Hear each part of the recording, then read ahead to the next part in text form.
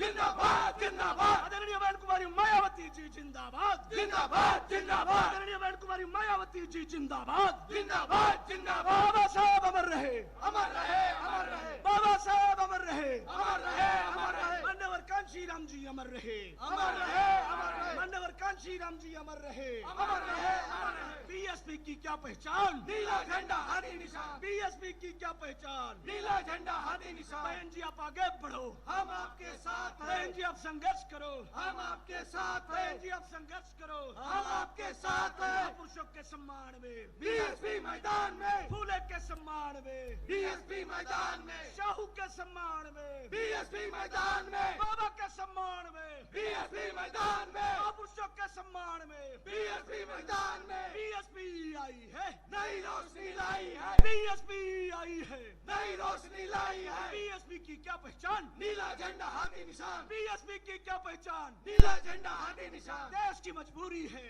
बहन जी जरूरी है, देश की मजबूरी है, बहन जी जरूरी है, देश को बचाना है, बहन जी को लाना है, देश को बचाना है। बहन जी को लाना है। बहुजन समाज पार्टी जिंदाबाद, जिंदाबाद जिंदाबाद, बहुजन समाज पार्टी जिंदाबाद। जिंदाबाद जिंदाबाद, आदरणीय बहन कुमारी मायावती जी जिंदाबाद। जिंदाबाद जिंदाबाद। संविधान के सम्मान में, बीएसपी मैदान में, संविधान के सम्मान में, बीएसपी मैदान में, महापुरुषों के सम्मान में, बीएसपी मैदान में, फूले के सम्मान में, बीएसपी मैदान में, शाहू के सम्मान में, बीएसपी मैदान में, बाबा के सम्मान में, बीएसपी मैदान में। कुमारी मायावती जी जिंदाबाद, जिंदाबाद जिंदाबाद, बहन कुमारी मायावती जी जिंदाबाद, जिंदाबाद बहन जिंदाबाद, कुमारी मायावती जी जिंदाबाद, जिंदाबाद बहन जिंदाबाद, कुमारी मायावती जी जिंदाबाद, जिंदाबाद जिंदाबाद, बहन कुमारी मायावती जी जिंदाबाद, जिंदाबाद बहन जिंदाबाद, कुमारी मायावती जी जिंदाबाद, जिंदाबाद जिंदाबाद, बहुजन समाज पार्टी जिंदाबाद। जिंदाबाद जिंदाबाद, आदरणीय बहन कुमारी मायावती जी जिंदाबाद, जिंदाबाद जिंदाबाद, आदरणीय बहन कुमारी मायावती जी जिंदाबाद। जिंदाबाद जिंदाबाद। बाबा साहेब अमर रहे,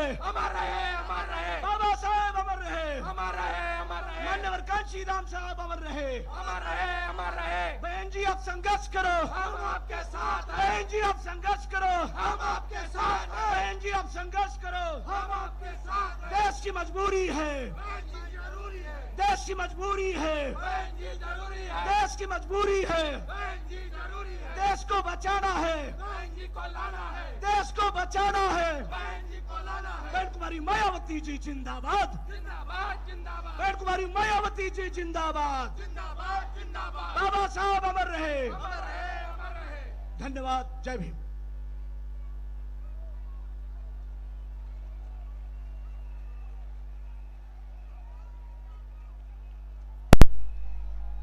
आज नागपुर की सरजमी पर देश में सामाजिक क्रांति की मसीहा मान सम्मान व स्वाभिमान की प्रतीक बहुजन समाज पार्टी की राष्ट्रीय अध्यक्ष, देश के सबसे बड़े सूबे उत्तर प्रदेश की 4 बार मुख्यमंत्री रही, पूर्व सांसद आदरणीय बहन जी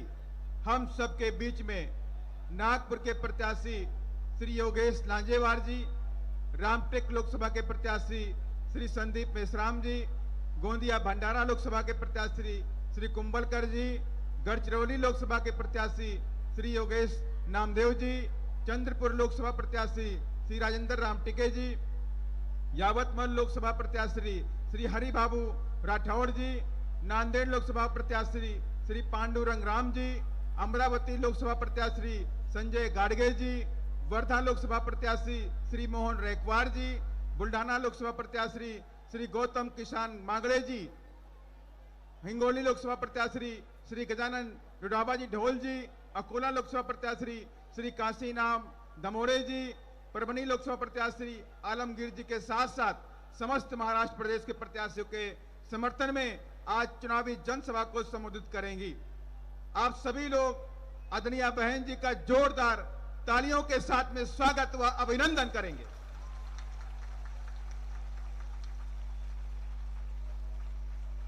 अब पार्टी के वरिष्ठ पदाधिकारीगण आदरणीय बहन जी को तथागत गौतम बुद्ध की प्रतिमा भेंट कर स्वागत व अभिनंदन करेंगे।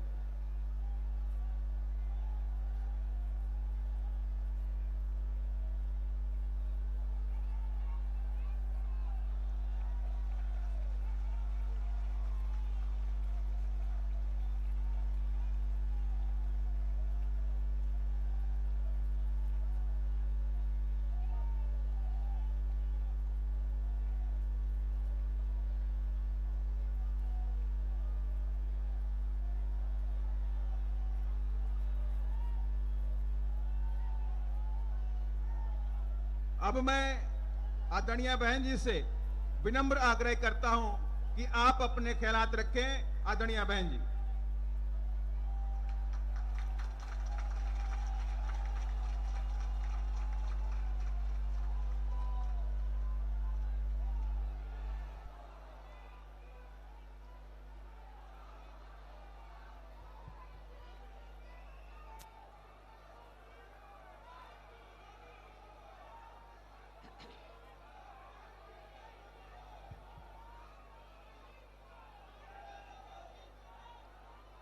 बीएसपी की इस चुनावी जनसभा में इकट्ठा हुए पार्टी के सभी छोटे बड़े पदाधिकारी एवं कार्यकर्तागण, आज आप लोग देश में व यहाँ आपके महाराष्ट्र प्रदेश में भी लोकसभा के लिए हो रहे आम चुनाव में आपके नागपुर लोकसभा व इससे लगी अन्य लोकसभा की सीटों से भी चुनाव लड़ रहे अपनी पार्टी के उम्मीदवारों के समर्थन में मुझे सुनने के लिए यहाँ इकट्ठा हुए हैं, तो उसके लिए मैं आप सभी लोगों का हार्दिक दिल से आभार प्रकट करती हूँ। हालांकि मुझे ये बताया गया कि कल आपके नागपुर और आसपास के इलाकों में मौसम बहुत ज़्यादा खराब था, आंधी तूफान आया हुआ था, बरसात आई हुई थी, आप लोग घबरा रहे थे कल लोग कैसे इधर आ पाएंगे, लेकिन कुदरत ने आपकी मदद की और आज मौसम काफ़ी हद तक अच्छा रहा और आप लोग आज बड़ी तादाद में मुझे सुनने के लिए आए हैं। वैसे आप लोगों को ये मालूम है कि हमारी पार्टी ये चुनाव कांग्रेस, बीजेपी व अन्य किसी भी विरोधी पार्टी के साथ मिलकर नहीं, बल्कि अकेले ही खासकर यहाँ अपने गरीबों, मजदूरों, दलितों, आदिवासियों, पिछड़े वर्गों, मुस्लिम व अन्य अक़लियतों के बलबूते पर ही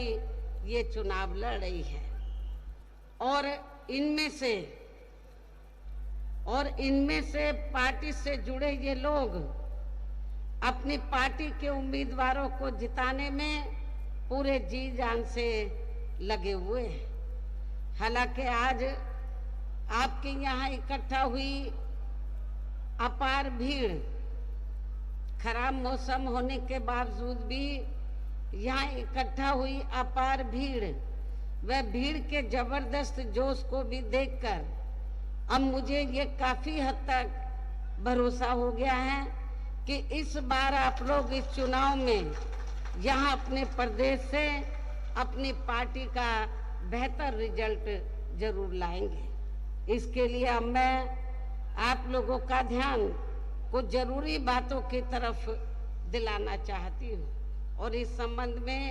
मैं विशेषकर कांग्रेस, बीजेपी व इनके अन्य सभी सहयोगी पार्टियों के बारे में ये कहना चाहूँगी कि आज़ादी के बाद शुरू में केंद्र व देश के अधिकांश राज्यों में भी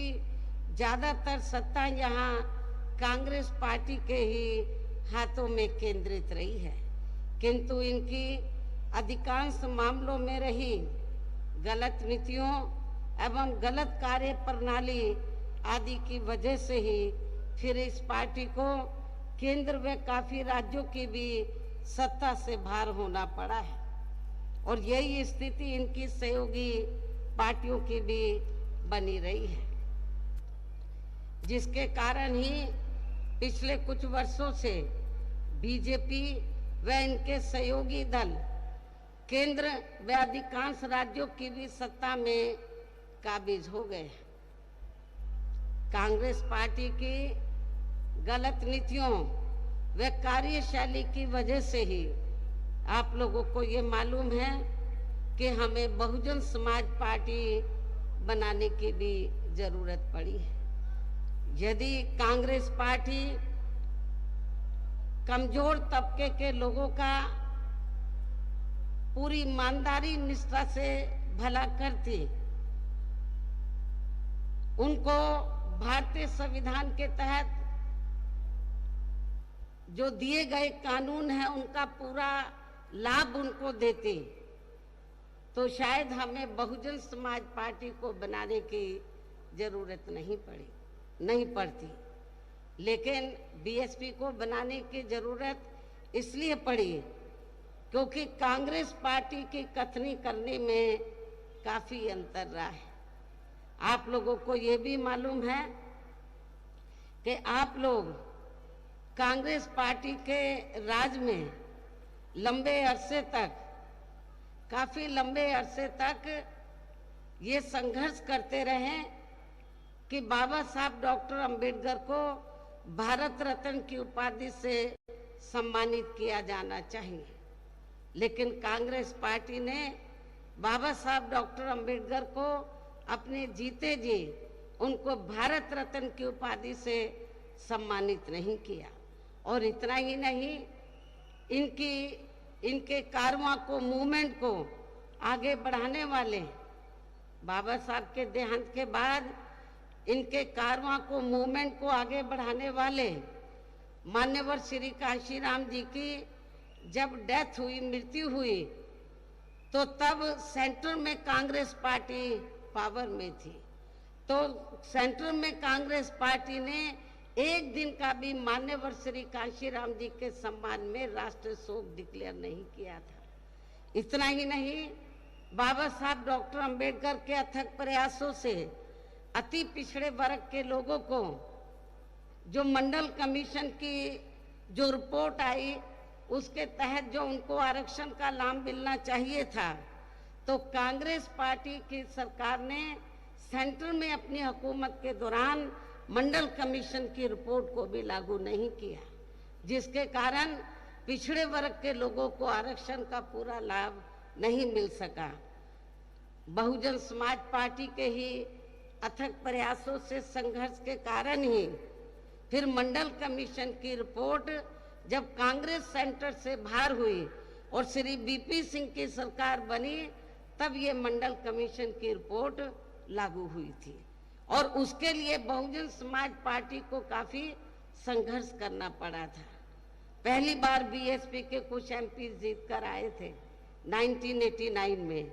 मैं खुद भी जीत कर आई थी। श्री बीपी सिंह चाहते थे कि हम आपका समर्थन चाहते हैं बीएसपी का, और मान्यवर श्री कांशीराम जी को उन्होंने ये कहा कि आप जो भी मंत्रालय मायावती को देना चाहते हैं हम देने के लिए तैयार हैं, लेकिन आप हमें समर्थन दे दीजिए। तो हमने उस समय श्री बीपी सिंह को ये कहा कि हमें कोई मंत्री पद या बड़ी कुर्सी आदि नहीं चाहिए, हमारी केवल दो ही मांगे हैं, परम पूज्य बाबा साहब डॉक्टर अंबेडकर को भारत रत्न की उपाधि से सम्मानित करना और मंडल कमीशन की रिपोर्ट लागू करना। हमने बड़ी कुर्सी ठुकरा दी, लेकिन हमने दलितों के सम्मान में और पिछड़ों के अधिकारों को ध्यान में रखकर हमने कहा कि हम समर्थन देंगे, हमारी ये दोनों मांगे मान लो। श्री बीपी सिंह की सरकार ने उस समय हमारी ये दोनों मांगे मान ली और हमने उनको समर्थन दे दिया। कहने का तात्पर्य ये है कि बीएसपी के अथक प्रयासों से ही तो बाबा साहब डॉक्टर अंबेडकर को उनको भारत रत्न की उपाधि से सम्मानित किया गया और मंडल कमीशन की रिपोर्ट लागू की गई। और कांग्रेस पार्टी की इस किस्म की जो मानसिकता थी, जो गलत नीतियां थी, गलत कार्यशैली थी, जातिवादी जो मानसिकता थी, तो उसके कारण फिर ये पार्टी धीरे धीरे केंद्र व ज्यादातर राज्यों की सत्ता से बाहर हो गई और हमें भी फिर बीएसपी बनाने की जरूरत पड़ी। और जिसके कारण ही फिर पिछले कुछ वर्षों से बीजेपी व इनके सहयोगी दल केंद्र व अधिकांश राज्यों की भी सत्ता में काबिज हो गए और अब इनकी भी ज्यादातर जातिवादी, पूंजीवादी, संकीर्ण, सांप्रदायिक व द्वेषपूर्ण नीतियों एवं कार्य प्रणाली आदि से तथा इनकी कथनी व करनी में भी काफी अंतर होने की वजह से ऐसा लगता है कि इस बार ये पार्टी भी यानी कि भारतीय जनता पार्टी भी केंद्र की सत्ता में आसानी से आने वाली नहीं है, बशर्ते यदि ये चुनाव इस बार फ्री एंड फेयर होता है तथा आम चर्चा के मुताबिक वोटिंग मशीनों में भी कोई गड़बड़ी आदि नहीं की जाती है। और वैसे भी इस बार चुनाव में इनकी कोई भी पुरानी व नई चल रही नाटकबाजी, जुमलेबाजी व गारंटी आदि काम में आने वाली नहीं है, क्योंकि अब देश की जनता काफी हद तक इस बात को समझ चुकी है कि इनकी पार्टी ने अब तक देश के विशेषकर गरीबों, कमजोर तबकों, मध्यम वर्गीय एवं अन्य मेहनतकश लोगों को जो इन्हें अच्छे दिन दिखाने के असंख्य प्रलोभन भरे वायदे किए हैं तथा इनको हवाई व कागजी गारंटी भी काफी दी है, तो उनका जमीनी हकीकत में अभी तक भी इन्होंने लगभग 1/4 हिस्सा भी कार्य पूरा नहीं किया है, बल्कि इसके स्थान पर इनका ज्यादातर समय व ताकत भी यहाँ इनके अपने चहेते रहे बड़े बड़े पूंजीपतियों एवं धन्ना सेठों को ही ज्यादा से ज्यादा मालामाल व धनवान आदि बनाने में ही तथा इन्हें हर स्तर पर छूट देने व बचाने में ही लगी रही है, जिनके अधिकांश आर्थिक सहयोग से ही ये पार्टी व अन्य पार्टियां भी अपना संगठन चलाती हैं तथा चुनाव आदि भी लड़ाती हैं, जिसका काफी हद तक खुलासा माननीय सुप्रीम कोर्ट की सख्ती से बॉन्ड की आई रिपोर्ट से भी हो जाता है तथा जिसमें यानी कि बॉन्ड के जरिए धनवानों से पैसा लेने का अपनी पार्टी के बारे में कहीं पर भी कोई जिक्र नहीं है। हमारी पार्टी ने एक भी पैसा बॉन्ड के जरिए किसी भी पूंजीपति और धन्ना सेठ से नहीं लिया है। इसके साथ ही कांग्रेस पार्टी की तरह ही बीजेपी ने भी केंद्र की तमाम सरकारी जांच एजेंसियों का ज्यादातर राजनीतिकरण ही कर दिया है, जिसकी देश में यह आम चर्चा भी है। इसके अलावा देश के किसान वर्ग भी वर्तमान बीजेपी की सरकार में शुरू से ही अपनी विभिन्न समस्याओं को लेकर काफी ज्यादा दुखी व परेशान रहे हैं और अभी भी है, जबकि यूपी में 4 बार हमारी पार्टी की रही सरकार ने इनके हितों का भी हर स्तर पर विशेष ध्यान रखा है। इतना ही नहीं बल्कि केंद्र में पूर्व की रही कांग्रेसी सरकार की तरह ही वर्तमान भाजपा सरकार में भी इनकी जातिवादी, हीन, सांप्रदायिक एवं पूंजीवादी सोच व नीतियों के चलते ही पूरे देश में सर्व समाज में से खासकर गरीबों, दलितों, आदिवासियों, पिछड़े वर्गों, मुस्लिम व अन्य धार्मिक अल्पसंख्यक समाज के लोगों का भी पूर्ण रूप से विकास व उत्थान आदि नहीं हो सका है। और इस संदर्भ में वैसे आप लोगों को ये मालूम है कि पूरे देश में यहाँ दलितों, आदिवासियों एवं अन्य पिछड़े वर्गों का सरकारी नौकरियों में वर्षों से अधूरा पड़ा आरक्षण का कोटा भी अभी तक पूरा नहीं भरा गया है। विशेषकर एससी व एसटी वर्गों के सरकारी कर्मचारियों का पदोन्नति में आरक्षण तो अब काफी हद तक प्रभावहीन ही बना दिया गया है। साथ ही केंद्र व राज्यों में भी विरोधी पार्टियों की रही सरकारों में इन सभी वर्गों को प्राइवेट सेक्टर में आरक्षण दिए जाने की व्यवस्था किए बिना ही इनकी सरकारों के ज्यादातर सरकारी कार्य अब प्राइवेट सेक्टर के जरिए ही इनके बड़े बड़े पूंजीपतियों व धन्ना सेठों आदि को ये दिए जाने के कारण अब इन वर्गों को पूरे देश में आरक्षण का बहुत कम ही लाभ मिल पा रहा है। इसी प्रकार इनका अन्य और मामलों में भी शोषण व उत्पीड़न आदि होना अभी तक भी बंद नहीं हुआ है। इनके साथ साथ मुस्लिम व अन्य धार्मिक अल्पसंख्यक समाज के लोगों की भी हालत अब हर स्तर पर यहाँ काफी ज्यादा खराब व दयनीय ही बनी हुई है, जिसका काफी कुछ खुलासा सच्चर कमेटी की रिपोर्ट में भी किया गया है। इतना ही नहीं बल्कि पिछले कुछ वर्षों से केंद्र व अधिकांश राज्यों में भी बीजेपी व आरएसएस की सरकारों के चलते अब इनका विकास एवं उत्थान आदि होना भी काफी हद तक बंदसाई हो गया है। आए दिन इन पर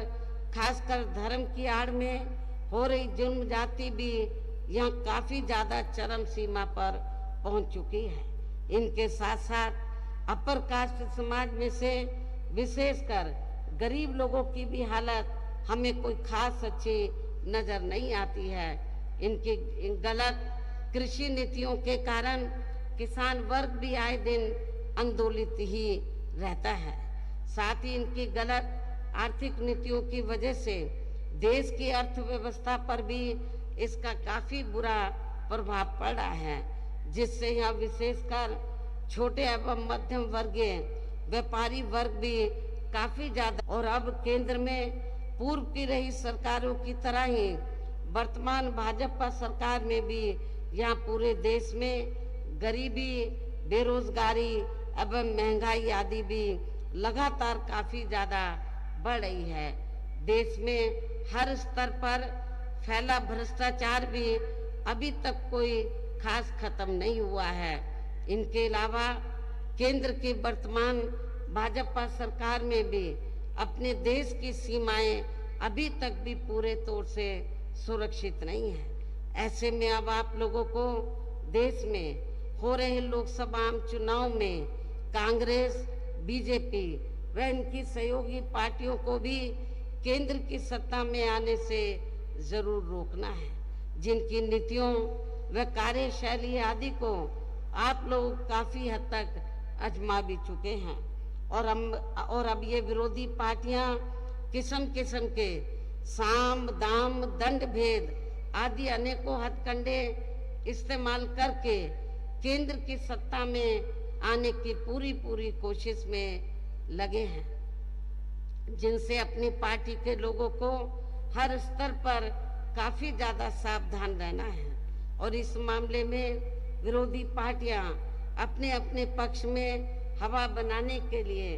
खासकर मीडिया, ओपिनियन पोल व सर्वे आदि का जो बड़े पैमाने पर इस्तेमाल कर रही हैं, तो उनसे पार्टी के लोगों को बिल्कुल भी गुमराह नहीं होना है। इसके साथ ही विरोधी पार्टियों के विभिन्न रूपों में जारी किए गए इनके हवाई व प्रलोभन भरे चुनावी घोषणा पत्रों एवं वायदों आदि के बहकावे में भी अपनी पार्टी के लोगों को कतई नहीं आना है, जिन्हें ये पार्टियां चुनाव खत्म होने के बाद ज्यादातर अमल में नहीं लाती हैं और अब जिन पर से देश की जनता का अधिकांश विश्वास ही उठ गया है। यही खास वजह है कि हमारी पार्टी किसी भी चुनाव में अपनी पार्टी का कोई भी चुनावी घोषणा पत्र आदि जारी नहीं करती है। वैसे भी हमारी पार्टी किसी भी मामले में कहने में बहुत कम बल्कि कार्य करके दिखाने में ही ज्यादा विश्वास रखती है। और इस बात का सबसे बड़ा सबूत यह है कि उत्तर प्रदेश में 4 बार हमारी पार्टी के नेतृत्व में रही सरकार ने चुनाव में पार्टी के बिना जारी किए गए घोषणा पत्र के ही प्रदेश व आम जनहित में काफी कुछ ऐतिहासिक कार्य करके दिखाए हैं, जिनके अब देश के अधिकांश जिनकी अब देश में अधिकांश पार्टियों की सरकारें काफी नकल भी कर रही हैं। जबकि इस मामले में हमारी पार्टी का ये कहना है कि यदि इन पार्टियों के स्थान पर केंद्र में हमें अपनी पार्टी की सरकार बनाने का मौका मिलता है, तो तब फिर हमारी पार्टी की बनी सरकार केंद्र में यहाँ अब तक रही सभी विरोधी पार्टियों की सरकारों की तरह केवल यहाँ हवाई व कागजी कार्य आदि नहीं करेगी, बल्कि उत्तर प्रदेश की तरह ही जमीनी हकीकत में ठोस कार्य करके दिखाएगी। और इस संदर्भ में खासकर मैं ये कहना चाहूंगी, केंद्र द्वारा देश में पिछले कुछ समय से अति गरीब परिवारों को अस्थायी तौर पर फ्री में जो थोड़ी सी खाद्य सामग्री दी जा रही है, तो उससे इनका स्थायी तौर पर भला होने वाला नहीं है। वैसे भी इनकी ये जटिल समस्या देश में हर हाथ को काम देने से ही केवल दूर हो सकती है, जिसकी तरफ हमारी पार्टी की बनी सरकार विशेष ध्यान देगी। साथ ही देश में अब आए दिन बढ़ रही गरीबी, बेरोजगारी व महंगाई काफी ज्यादा त्रस्त है, परेशान है, जिसे भी आर्थिक नीतियों में तब्दीली करके जरूर दूर किया जाएगा। धर्म की भी आड़ में पिछले कुछ वर्षों से खासकर मुस्लिम समाज के लोगों का द्वेष की भावना से जो इनका काफी शोषण व उत्पीड़न आदि किया जा रहा है, तो ये भी देश के लिए अति चिंता की बात है। इसे भी जरूर रोका जाएगा। और ये सब हमने अपनी यूपी की रही सरकार में कतई भी नहीं होने दिया है। इसके अलावा हमने यूपी में सर्व समाज में से खासकर गरीब एवं बेरोजगार लोगों को अपने पैरों पर खड़ा करने के लिए अनेकों ठोस कदम उठाए हैं, जिनको फिर सरकार बनने पर प्राथमिकता दी जाएगी। कहने का तात्पर्य ये है कि देश में इस समय हो रहे लोकसभा चुनाव में विरोधी पार्टियों के जारी किए गए उनके हवाई व प्रलोभन भरे चुनावी घोषणा पत्रों आदि के बहकावे में अब यहाँ खासकर देश के अति गरीबों, मजदूरों, बेरोजगारों एवं अन्य जरूरतमंद लोगों को बिल्कुल भी नहीं आना है। और अब इन्हें ऐसी सभी विरोधी पार्टियों को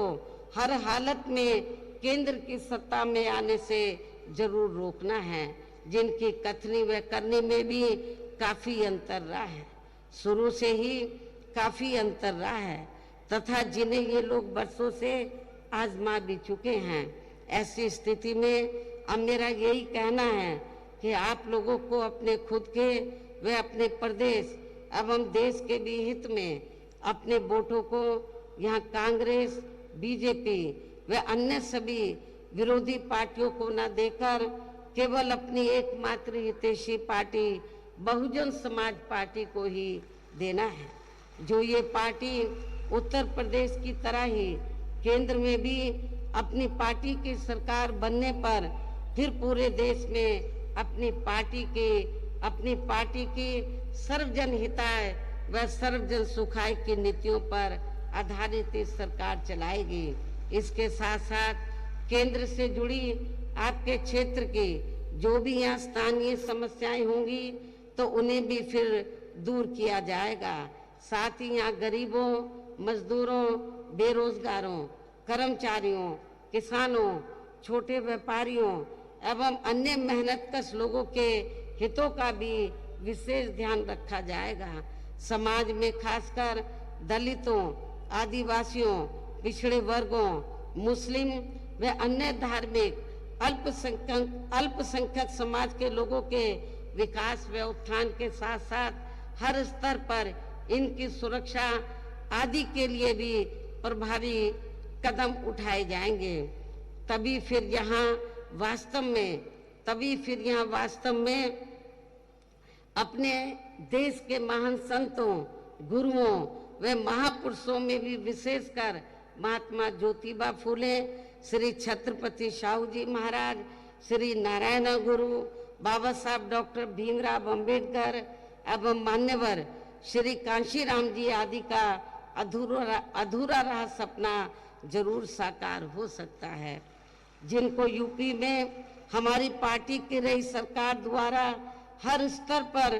पूरा आदर सम्मान भी दिया गया है। इन्हीं खास बातों के साथ ही अब मेरी आप लोगों से यही पुरजोर अपील है कि हमारी पार्टी ने आपके नागपुर व इससे लगी अन्य लोकसभा की सीटों से भी अर्थात पूरे महाराष्ट्र से जिनको भी चुनाव के मैदान में उतारा है, जो यहाँ आपके सामने मंच पर मौजूद भी हैं, तो उन्हें आपको जरूर कामयाब बनाना है। जिनको कामयाब बनाने के लिए यहाँ सेंटर एवं स्टेट के कोऑर्डिनेटर तथा स्टेट अध्यक्ष एवं आपके महाराष्ट्र स्टेट के अध्यक्ष व स्टेट की पूरी कमेटी और यहाँ के जोन एवं अन्य सभी स्तर की कमेटी के पदाधिकारी जिनको जिताने में पूरे जी जान से लगे हैं, और इसके लिए अब पार्टी के लोगों को वोट वाले दिन यहाँ बीएसपी के अपने सभी लोकसभा प्रत्याशियों को अपनी पार्टी के हाथी चुनाव चिन्ह के सामने वाले बटन को दबाकर अवश्य ही जिताना है। और इसके लिए अब आप लोगों को वोट पड़ने वाले दिन यहाँ बीएसपी के अपने सभी लोकसभा उम्मीदवारों को पार्टी के हाथी चुनाव चिन्ह के सामने वाले बटन को दबा के इनको जरूर जिताना है, कामयाब बनाना है। इसकी मैं पुनः आपसे अपील करती हूँ। और इस संबंध में यहाँ मैं ये भी कहना चाहूंगी कि आप लोगों को वोट पड़ने वाले दिन सबसे पहले सुबह उठते ही व समय से अपने अपने पोलिंग बूथों पर अपना वोट डालने के लिए जरूर जाना है। इसके बाद ही तब फिर आपको अपना अन्य कोई कार्य करना है। और इस मामले में हमारी महिलाएं भी अपने पुरुषों से पीछे नहीं रहेंगी, जो वोट वाले दिन पुरुषों से बढ़ चढ़कर अपने अपने पोलिंग बूथों में अपने उम्मीदवारों को पोलिंग बूथों पर अपने उम्मीदवारों को वोट डालेंगी। इसके साथ साथ आपका ये भी पूरा प्रयास होना चाहिए कि आपके अपने अपने पोलिंग बूथों का कोई भी वोट पड़ने से ना रह जाए, अर्थात अपनी पार्टी का एक एक वोट समय से जरूर पड़ जाना चाहिए। और अब मैं अंत में पुनः यहाँ अपनी पार्टी के सभी उम्मीदवारों को जो यहाँ मंच पर मौजूद हैं, अपनी पार्टी के इन सभी उम्मीदवारों को पार्टी के हाथी चुनाव चिन्ह के सामने वाले बटन को दबा के उन्हें भारी वोटों के अंतर से जिताने की अपील के साथ ही अब मैं अपनी बात यही समाप्त करूं। लेकिन इससे पहले मैं ये भी कहना चाहूंगी कि परम पूज्य बाबा साहब डॉक्टर अंबेडकर ने अपने जीते जी महाराष्ट्र में उनका वैसे तो पूरे देश के लिए उन्होंने काम किया, लेकिन महाराष्ट्र में खासकर जो ये उनकी कर्म भूमि रही है, तो बाबा साहब डॉक्टर अंबेडकर ने पूरा प्रयास किया था कि आप महाराष्ट्र सेंटर के साथ साथ खासकर महाराष्ट्र स्टेट की पॉलिटिकल पावर की मास्टर की आप लोग अपने हाथ में लें। लेकिन उनके जीते जी आप लोग इसमें कामयाब नहीं हो सके। उनके देहांत के बाद फिर इनके कारवां को, अधूरे पड़े कारवां को मान्यवर श्री कांशीराम जी ने तो मंजिल तक पहुंचाने का पूरा अथक प्रयास किया। इत्तेफाक से मान्यवर श्री कांशीराम जी की ये भी महाराष्ट्र की कर्म भूमि रही। उन्होंने पूना से इस मूवमेंट को शुरू किया, पूरे महाराष्ट्र में लेकर गए, पूरे देश में लेकर गए, बहुत मेहनत की उन्होंने। लेकिन उनके जीते जी आप लोगों ने उनको निराश ही रखा, बाबा साहब को भी निराश किया, मान्यवर श्री कांशीराम जी को भी निराश किया। अब दोनों हमारे बीच में नहीं है। मेरे आप लोगों से पुरजोर अपील है कि यदि आप लोग वास्तव में परम पूज्य बाबा साहब डॉक्टर भीमराव अंबेडकर और मान्यवर श्री कांशीराम जी के आप सच्चे अनुयायी हैं, तो जो गलतियां अभी तक आप लोगों ने की हैं उसमें सुधार लाकर आप लोग उनके अधूरे पड़े कारवां को जरूर आप लोग पूरा करेंगे। अभी मौका मिल रहा है, आप पूरे देश में लोकसभा का आम चुनाव हो रहा है, आपके महाराष्ट्र जिसके तहत आपके महाराष्ट्र स्टेट में भी हो रहा है। मेरी आप लोगों से पुरजोर अपील है, खास तौर से नागपुर विदर्भ के लोगों से और इस क्षेत्र के लोगों से, वैसे तो पूरे महाराष्ट्र के लोगों से पुरजोर अपील है कि आप लोग जो कुछ कार्य आप लोग उनके जीते जी नहीं कर सके, कम से कम आप लोग अब उनके देहांत के बाद तो ये कार्य जो उनकी दिली तमन्ना थी इसको जरूर पूरा करें और इस चुनाव में आप लोग जरूर अच्छा रिजल्ट लाएं। तो यही हमारे इन दोनों महापुरुषों के प्रति आपकी सच्ची श्रद्धा भी होगी। तो इन्हीं जरूरी बातों के साथ ही अब मैं पुनः अपनी पार्टी के सभी उम्मीदवारों को पार्टी के हाथी चुनाव चिन्ह के सामने वाले बटन को दबाकर इनको भारी वोटों के अंतर से जिताने की पुरजोर अपील करते हुए अपनी बात यही समाप्त करती हूँ। जय भीम, जय भारत।